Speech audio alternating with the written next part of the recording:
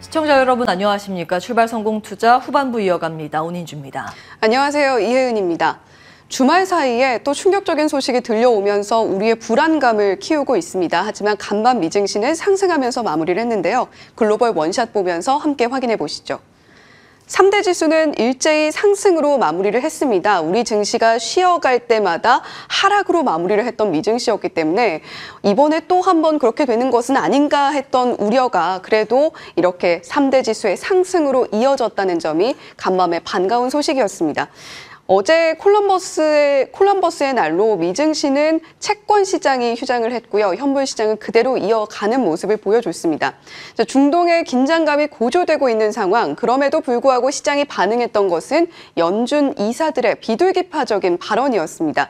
이에 따라서 3대 지수 후반부로 갈수록 상승폭을 키워나가면서 힘있게 마무리를 해줬는데 앞으로의 물론 상존해 있는 위험 요소들, 불안 요소들은 있지만 그럼에도 불구하고 시장이 힘을 내줬다는 것 어디까지 이어지게 될까 한번 주목을 해보시면 좋겠습니다. 자, 그리고 이 부분도 짚고 넘어가야 할 것이 9월 고용보고서가 지난 금요일 발표가 됐죠. 예상치를 훨씬 상회하는 수치가 발표가 됐습니다. 예상치의 2배 정도 늘어나는 비농업 일자리 수를 보여줬는데 그럼에도 불구하고 임금 상승폭 자체는 둔화되는 모습을 보여줬습니다. 계속해서 고용 데이터가 혼조세를 보이고 있는 가운데 연준의 행보가 어떻게 될까? 일단은 연준 이사들 조금 마음을 내려놓는 발언들, 어떤 발언들 내놨는지 잠시 후에 짚어보기로 하겠고요. 유가는 다시 치솟는 모습을 보여줬습니다. 아무래도 지금 지정 확정 리스크가 불거진 지역 자체가 중동 지역이다 보니까 유가가 WTI 원유 선물도 그리고 브렌트유도 모두 4%대 상승폭을 보여줬는데요. WTI는 86달러 선에서 브렌트유는 88달러 선에서 거래가 되는 모습을 보여줬습니다. 자, 확실히 유가가 오르다 보니까 에너지 관련주들이 전반적으로 강세였습니다. 잠시 후에 전반적인 종목들의 현황은 어땠는지 짚어보도록 하겠고요.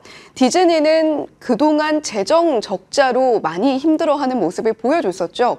행동주의 펀드가 손을 들고 나섰습니다. 이에 따라서 2%대 상승폭, 테슬라는 계속해서 중국 시장에서의 판매 부진을 겪고 있습니다. 이에 따라서 웰스파고에서 목표가의 하향 의견을 내놓으면서 소폭 하락하는 모습 보여줬습니다.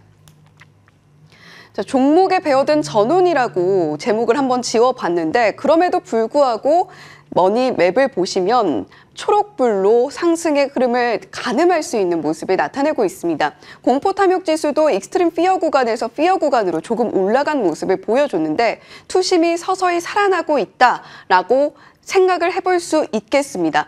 골드만삭스와 시티그룹에서는 지금 현재 중동 지역에서 벌어지고 있는 상황에 대해서 사우디는 감산을 조기 종료할 가능성이 상당히 줄어들게 됐고 지금 물론 선제 공격을 했던 정파는 하마스지만 지금 팔레스타인 지역에 하마스와 헤즈볼라라는 두 개의 무장정파가 있다는 걸 고려를 할 때 이란과 헤즈볼라가 긴밀한 만큼 이란에도 석유에 영향을 미칠 수 있다라는 이야기를 내놓고 있습니다. 하지만 그럼에도 불구하고 모건 스탠리에서는 직접 개입이 되어 있는 국가들의 원유 생산량 자체가 아주 크지 않다. 따라서 단기의 위험은 제한적이다라는 이야기를 함께 내놓고 있습니다. 2021년 5월에도 11일 전쟁으로 불리는 중동 지역의 리스크가 같은 지역에서 있었는데 그때 당시에도 증시에 미쳤던 충격은 그렇게 길지 않았다라는 점도 체크포인트 삼아 보시면 좋겠습니다. 자, 에너지주와 방산주는 말씀드렸던 것처럼 전반적으로 오르는 모습을 보여줬는데 특히 방산주의 상승폭이 컸습니다. 노스노프 그루먼 같은 경우는 두 자릿수 상승폭을 보여줬고 로키드 마틴과 제너럴 다이내믹스도 8%대 상승폭 기록을 해줬습니다. 항공과 크루즈 여행주들은 일제히 좀 울상이었는데 유가의 흐름에 따라서 에너지주와 항공 여행주의 표정이 엇갈리는 모습 연일 나타나고 있습니다. 자, 전쟁보다 금리에 반응했던 시장, 간밤 나왔던 연준 인사들의 발언 정리를 좀 해보겠습니다. 로리 로건 총재는 대표적인 매파로 분류되는 위원이고요. 거기에 투표권은 있습니다. 최근에 장기채 금리의 급등세에 대해서 이야기를 내놨는데 이런 장기채 금리의 급등세를 볼 때 긴축의 필요성이 점차적으로 줄어들고 있다. 매파 위원임에도 불구하고 이런 발언을 내놓으면서 시장의 반응을 끌어올렸습니다. 필립 제퍼슨 부의장도 비둘기파이긴 합니다만 투표권을 늘 가지고 있는 연준 이사진이기 때문에 채권 수익률 상승 통한 향한 금융의 긴축을 인지를 우리가 충분히 하고 있다. 따라서 연준의 앞으로의 행보에 지금 현재의 장기물을 중심으로 한 국채 금리 수익률의 급등세가 영향을 미칠 수 있다라는 이야기를 내놓으면서 투심이 살아나는 모습 보여줬습니다. 패드워치를 상으로 봐도 11월 동결 확률을 88%까지 끌어올리는 모습을 보여줬고요. 12월의 동결 확률도 전일 57.6%에서 73.6%까지 상승하는 모습을 보여줬습니다. 자, 지금 전반적으로 시장이 중동발 리스크에 불안해하고는 있으나 시장은 앞을 보고 가고 있다라는 월가의 분석도 함께 나오고 있으니까요. 체크해 보시면 좋겠습니다. 자, 그리고 미국과 중국이 다시 만났습니다. 시진핑 주석과 척 슈머 의장이 만나게 됐는데 시 주석은 중미 관계 개선 이유는 1000가지가 넘는데 양국 관계를 망칠 이유는 단 한 가지도 없다라고 반응을 내놨습니다. 이번 회동 같은 경우는 에이펙에 앞서서 바이든과 시 주석의 어떤 회동에 앞선 조율 절차다라고 생각을 해보면 될 텐데 이 자리에서는 반도체 관련해서 특별한 이슈는 없었습니다만 주말 사이에 그리고 연휴 사이에 미국의 대중 첨단 반도체 규제가 1년을 맞이해서 추가적으로 규제가 있을 수 있다. 그리고 조만간에 발표가 될 것이다라는 도쿄신문의 보도가 있었습니다. 쟁점은 AI 반도체를 둘러싸고 장비 규제에 대해서 조금 더 엄격해질 수 있는 가능성이 있다라는 부분이니까 체크해 보시면 좋겠고요.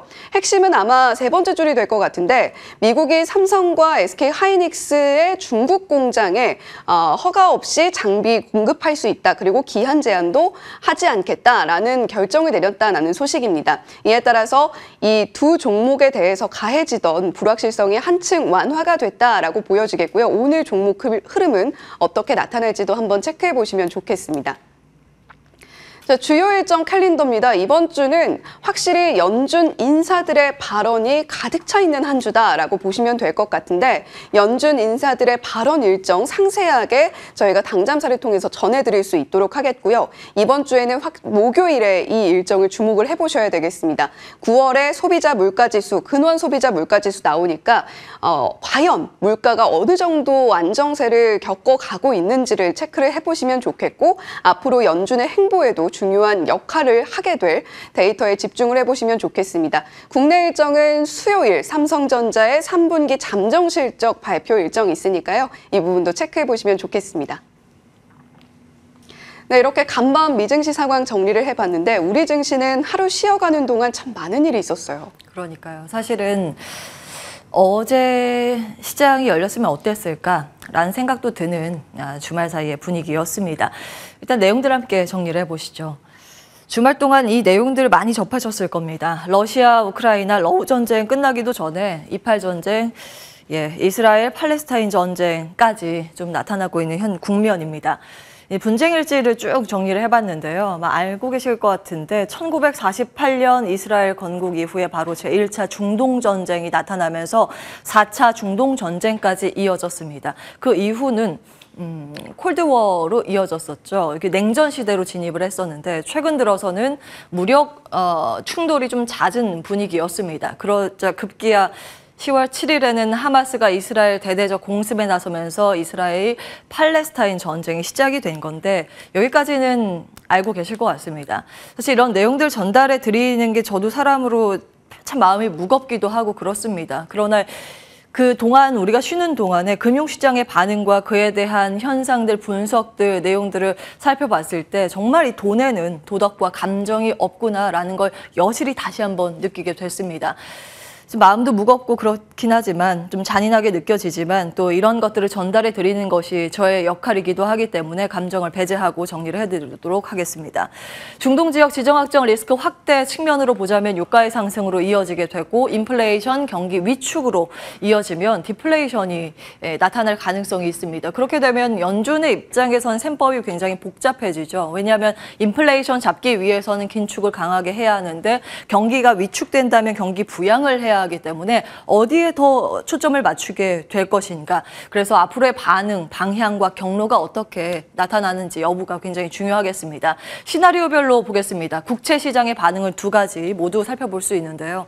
인플레이션 원인으로 이번 사태가 작용을 하게 된다면 당연히 국채 시장 가운데서 금리 상승으로 연결이 되겠죠. 매크로 관점에서 시장 보수적으로 살펴볼 가능성이 있습니다.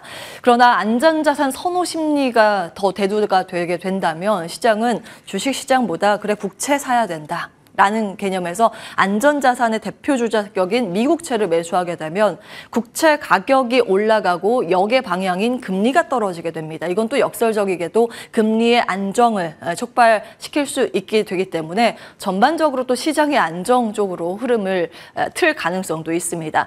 여기까지 시장의 반응이 나왔던 거고 그래서 간밤 미증시가 올랐던 거겠죠. 미증시의 반응 정리해 보겠습니다. 콜럼버스의 날로 채권 시장 휴장이었기 때문에 금리의 반응을 우리가 가늠해 볼 수는 없었지만 주식 시장의 움직임으로 봤을 때 지수가 모두 상승을 했다. 안전자산 선호 심리가 있었기 때문에 금리 안정세 가능하다라는 쪽으로 시장의 방향이 설정이 됐다라는 걸 볼 수 있는데요. 또 이것도 아이러니하게도 섹터별의 움직임을 보면 그렇다고 시장의 상방 분위기라고 하기엔 좀 어려운 분위기였습니다. 왜냐하면 IT나 반도체가 상대적으로 소강 상태를 보였기 때문입니다. 오히려 시장 방어주들의 선전, 특히 이제 전쟁과 관련이 있는 방산과 에너지의 상승입니다. 여전히 시장은 지정학적 리스크와 유가 상승에 대해서 금리 그리고 인플레이션에 대해서 우려감도 한켠에 두고 있다는 걸 확인해 보실 수 있습니다. 여기까지 보면 시장이 아직까지 뚜렷한 방향 설정을 하지 못하고 있다는 것을 확인해 보실 수 있습니다. 있고요. 이스라엘 증시의 반응입니다. 참고로 이스라엘은 글로벌 증시와 이 거래 날이 좀 다릅니다. 이제 종교적인 문제 때문에 일요일부터 목요일까지 거래일이고요. 미국이 보통 휴장에 들어가면 이스라엘 증시의 반응들을 먼저 좀 체크를 해드리는데 보시면 전쟁 이슈가 터지고 그 바로 반영된 첫날은 8일 6.5% 증시 급락을 했지만 그 다음 날인 9일은 어제는 한 1%의 상승세를 보였습니다. 여기까지 현상 정보입니다. 현상 정보와 이제 앞으로는 실체 정보를 구분해서 살펴볼 필요성이 있겠습니다. 들어가 보겠습니다. 앞으로의 체크포인트, 이란의 지원 여부라는 이야기 굉장히 많이 나옵니다. 이스라엘과 팔레스타인은 주요 산유국이 아니죠. 그런데도 왜 간밤 국제유가는 급등을 했을까요? 이란 배후설이 있었기 때문입니다. 최근 들어서 사우디하고 미국 관계, 사우디와 이스라엘 관계 개선에 대한 기대감이 무르익고 있는 상황이었습니다. 그런데 전통적으로 역사적으로 보시면 사우디와 이란이 같은 방향을 그려가고 있었다는 걸 확인해 보실 수 있습니다. 이란이 어쩌면 사우디에게 경고의 목소리를 던지는 것일 수도 있다는 분석이 일각에서 존재하는데요. 우리와 척을 지는 건가?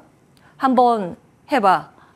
경고의 메시지로 이것을 받아들여라 라는 이제 그런 분석도 있거든요. 그래서 사우디와 이스라엘의 화해를 견제하는 목적으로 배후에 이란이 존재하고 있다라는 분석도 있습니다. 이란은 세계 원유 매장량 4위 국가고 하루 200만 배럴 수출하는 국가이기 때문에 유가의 영향력은 지대하다고 볼 수 있습니다. 앞으로 사우디와 팔레스타인과 미국과 이스라엘 간의 지원이 형성되면 이 관계가 다시 미궁 속으로 빠질 가능성이 있기 때문에 이런 점들 체크 포인트로 삼아 보셔야겠습니다.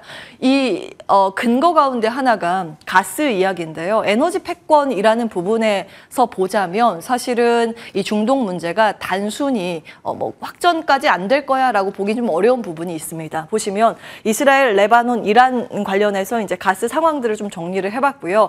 이 와중에 미국은 이스트메드를 지금 후원하고 있습니다. 이건 이스라엘에서 키프로스에서 그리스를 잇는 일종의 이제 가스관 쪽 프로젝트거든요. 해상가스 프로젝트인데 여기에 지금 미국이 후원을 하고 있는 상황입니다. 유럽연합의 입장에서 그 수요의 한 10%를 앞으로 담당을 해줄 것으로 기대를 모으고 있는 프로젝트인데 미국의 관점에서만 보자면 러시아와 터키를 동시에 가스로 견제를 가능할 수 있는 그런 카드로 시장에서는 볼 수 있거든요. 굉장히 에너지 패권의 측면에서 보면 이 셈법이 복잡하게 맞물려 있습니다. 미국과 이란 간의 대리전 양상 가능성 그렇기 때문에 배제하기 어렵다는 목소리도 분명 지금 존재하는 상황이고요. 에너지 관점에서 중동 이슈는 쉽게 해결될 사안이 아니라는 목소리가 여기에서 기인합니다. 그리고 이란의 지원 여부 앞으로 좀 계속 보셔야 합니다. 현재까지 내용들 정리를 해드리면 아직까지는 이 확전 양상까지 볼 만한 부분은 잡히진 않고 있습니다. 먼저 미국 언론에서 이란이 배후다라고 보도를 했었는데 미국 국무부에서 이제 한 발 물러섰죠. 아직 구체적인 증거가 발견되지 않았다고 보도를 했고 이스라엘 대통령은 배후에 이란이 있다고 강력하게 규탄을 하고 있지만 이란에서 공식적으로는 개입 안 했다고 이제 선을 긋고 있는 상황입니다. 팔레스타인 지지는 하지만 우리가 배후는 아니다. 이렇게 언급은 하고 있습니다만 앞으로 증거가 나올지 여부는 지켜보셔야겠죠. 월가의 의견은 관건은 대부분 이란이다. 이란이 키를 쥐고 있다라는 목소리는 계속 나오고 있습니다. 다음 보겠습니다.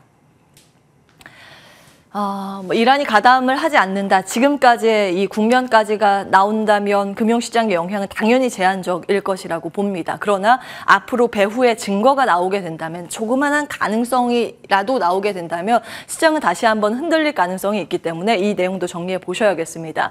이스라엘이 이란 공격할 가능성이 높아지고 그렇게 되면 중동 쪽으로 5차 대전으로 나올 가능성이 있다라는 목소리가 나오고요. 그리고 또 다른 측면에서는 이렇게 된다면 미국이 이란을 또 제재할 가능성이 있습니다. 요즘 미국이랑 이란 관계도 좀 좋아지고 제재도 좀 약해지고 있었는데 다시 제재가 좀 강도가 높아질 가능성이 있기 때문에 이란 수출 중단으로 이어져서 국제유가 당연히 강세, 상방 압력을 더할 수 있겠죠. 인플레이션 자극 요인으로 간다면 연준은 또 강경한 긴축 기제로 확대를 할 수밖에 없겠고요. 주식과 채권 시장 변동성 가능성 염두에 두셔야겠습니다. 다만 과거 석유 파동 때와 지금 엄연히 좀 다른 부분은 존재합니다. 1973년 오일 쇼크의 직접적인 원인은 사실 그 이후에 있었던 석유 금수 조치였는데 여기까지 지금 갈 것인가 물음표. 그리고 또 하나는 그때와 지금과 또 다른 부분은 전기차 사용량이 증가하고 있는 국면이고 신재생 에너지 발전량도 늘어나고 있죠. 그래서 석유 수요가 그 전보다는 좀 감소되고 있는 부분도 있고요. 미국은 오일 쇼크 있고 나서 놀라서 비축을 상당히 많이 그래도 이제 대응할 수 있을 만큼 놓고 있기 때문에 그런 부분은 좀 다르긴 합니다. 그러나 좀 신경 쓰이는 건 이걸로 인해서 지금 정치권 리스크가 불거질지 말지의 여부, 그래서 앞으로 한 달간은 시장 전체적으로 매크로 보수적인 스탠스는 이어가야 한다는 목소리가 나옵니다. 바로 예산안까지 이 연결고리가 이어지기 때문입니다.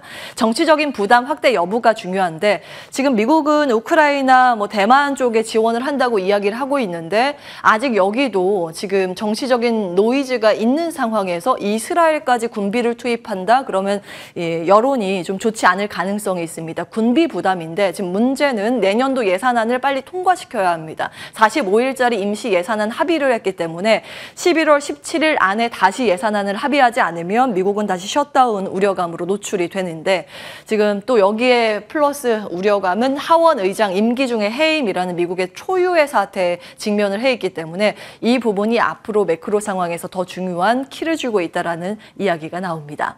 자, 과거에 돈은 어디로 이동을 했을까요? 과거에 움직였던 좀 아프지만 슬픈 테마 중 대표적으로 보면 유가와 방산, 전쟁 테마가 있습니다. 네, 미국은 에너지 섹터가 전반적으로 다 같이 올랐는데 우리나라는 사실 에너지 섹터라고 하면 그 스트림 상황에서 굉장히 좀 다른 결을 보이고 있죠. 그래서 여전히 좀 보수적으로 봐야 한다는 목소리가 나옵니다. 특히 이제 요 관련 분야 전문 애널리스트인 윤재성 애널리스트가 탑픽으로 한 종목만 보자라고 하는 건 굉장히 이례적인 상황이라서 그 내용도 좀 정리해봤습니다.